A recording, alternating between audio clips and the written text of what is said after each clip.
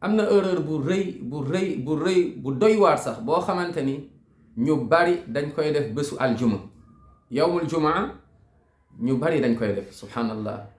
lan mooy erreur boobu ñu war ko éviter ndax mbir yu bari dañ koy def mën a yàq suñu jumaa te duñ ci bàyyi xel. erreur bi mooy nga gis bésu aljuma imaam bi dugg na ba yéeg ci minbar ba commencé xutba nga gis koo xam ne mu ngi toog yore kurusam di kocc-koccal wala boog nekk foofu di zikr. imaam bi mu ngi xutba moom mu ngi naan astaghfirullah astaghfirullah astaghfirullah di xool imaam wala sax boo xam xoolul imaam.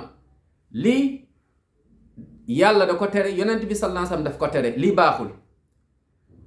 zikar bi mën nga ko def après, mais imam bu ñëwee ba yéeg ci minbar ba commencé xutba li ñu war rek mooy que ni déglu imam, concentré wu ci lu imam di wax.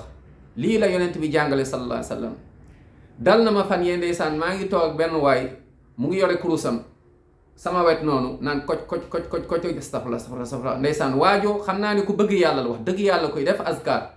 imam baa ngi xutba mais moom mu ngi ci rek.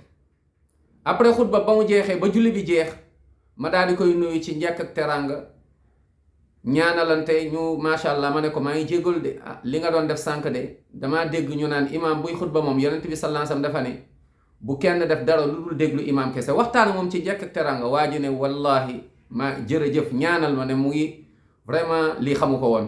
ma ne ko nag maa ngi jégalu mu ne déedéet yow waroo jégalu man kay maa lay ñaanal. effectivement nii la ñu bari xamuñu, nañ leen xamal ak respect ak njekk ak teranga waaye ñaanal leen aussi. kon daal imam buy xutba bul nekk di def astaghfirullah sa wala ubbi sa téere di jàng.